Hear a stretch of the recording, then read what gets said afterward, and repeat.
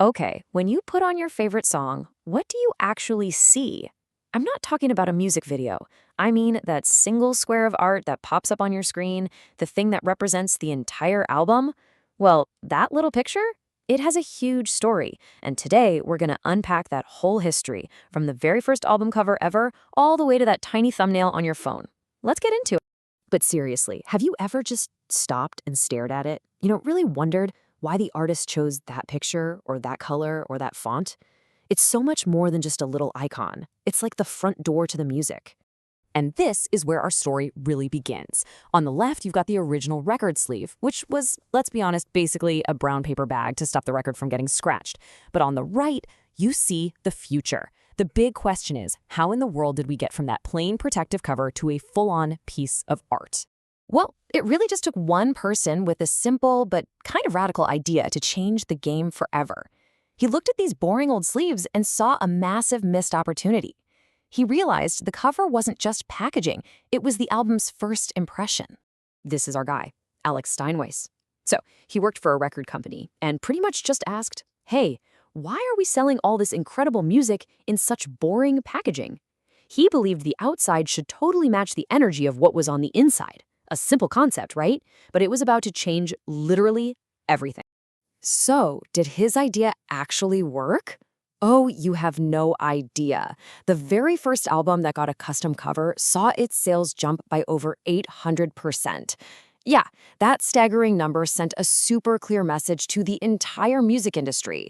People don't just buy music, they buy the whole experience. And that experience, it starts with the art. For a little while, album art was cool, but it wasn't exactly a phenomenon. And then, a certain band from Liverpool came along and turned the album cover into a full-blown cultural event. So take a look at this. This is the cover for Sgt. Pepper's Lonely Hearts Club Band. I mean, look at the ambition here. Instead of just a simple photo of the band, they created this elaborate piece of art, a collage with dozens and dozens of famous faces. It basically turned the album into an interactive game. Fans would spend hours just trying to identify everyone in the crowd. The cover wasn't just something to look at anymore, it was something to do. After Sgt. Pepper's, all the old rules were officially broken.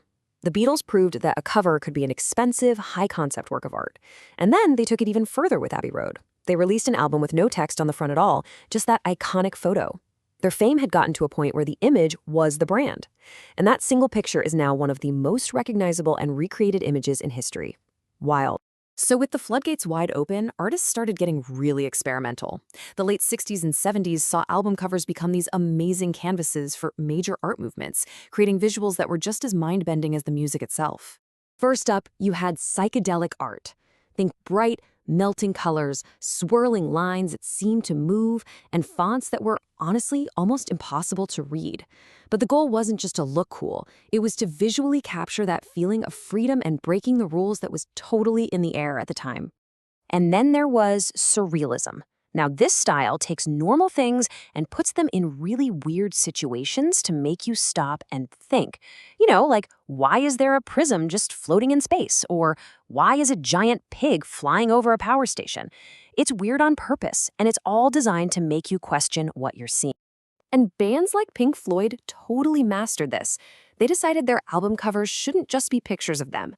Instead, the art became a symbol for the entire album's message. That famous prism on the dark side of the moon, it's not just a random shape. It's a visual metaphor for the music's themes of life, death, and madness. The cover was now officially part of the album's story.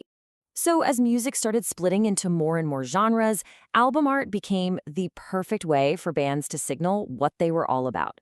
The cover kind of became a uniform, right? A visual identity that told you exactly what kind of tribe you were about to join. And a huge part of that identity was the logo. I mean, think about it. The Rolling Stones' tongue logo is probably as famous as any of their songs. It's a brand. It's this powerful symbol you can just slap on a t-shirt or a backpack, and everyone, everywhere instantly knows what it means. And pretty soon, you could tell a band's genre just by looking at their album cover. Heavy metal totally embraced this epic fantasy art. We're talking dragons, demons, and super detailed illustrations that felt just as massive as their sound. But punk rock, well, it was a rebellion against all that polish. Their covers were intentionally cheap, messy, and raw. And they often looked like they were made with a pair of scissors and a glue stick. This punk style even had a name, DIY or do it yourself, and the message was crystal clear. You don't need a huge budget or fancy art school training. If you have something to say, just cut up some newspapers, use a photocopier, and make it happen. It was raw, it was real, and it was a total rebellion against polished, expensive rock star art. So for decades, the album cover was this giant 12-inch canvas. Artists had all this space to work with, but technology was about to change all of that, forcing this incredible art form into a much, much smaller box. Just look at this timeline. You go from the huge canvas of a vinyl record in the 70s down to the 5-inch plastic CD case in the 80s, and then you get the tiny digital thumbnail on your screen today. The actual space for the art just kept shrinking and shrinking. And a lot of people were really worried. I mean, how could you appreciate some detailed epic painting when it's shrunk down to the size of a coaster? The fear was that as the art got smaller, its importance would shrink too. But here's the amazing part. Even after being shrunk and squashed and digitized, album art is still incredibly important. It didn't die out, it just adapted. Think about it. In a world of streaming, that little square on your phone is often your very first connection to a new song. And at the exact same time, vinyl records are more popular than ever because people are craving that physical connection to the art. They want to hold it, look at it, maybe even hang it on their walls like a painting. It just proves that even in the digital age, a powerful visual identity for an album is absolutely essential. Which kind of leaves us with this one final thought.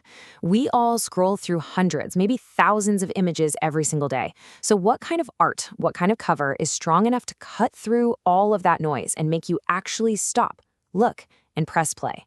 That's the challenge for artists today. And you know what? It's what keeps the art of the album totally and completely alive.